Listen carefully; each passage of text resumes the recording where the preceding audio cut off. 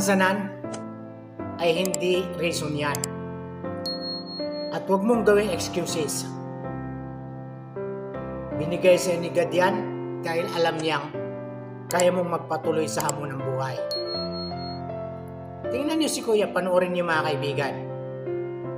Sa mga malalakas dyan, natatamad-tamad, dito makakapulot kayo ng aral. Kung sino pa yung may mga kapansanan, sila pa yung lumalaban ng patas. Marami tayong mga kababayan na umaasa lang, gumagawa ng mga masasamang gawain. Gayahin nyo na lang si Kuya. PWD siya, pero lumalaban ng patas. Ganyan ang hirap ng buhay. Kahit may kapansanan, pero hindi siya nagiging problema. Gumagawa siya ng habang paraan para mabuhay siya ng marangal. Tingnan niyo mga kaibigan, panoorin niyo.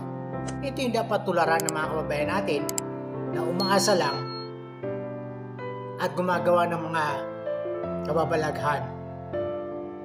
Sana'y marami pang ganito na kahit may kapansanan ay hindi umaasa, nagpapatuloy sa hamon ng buhay.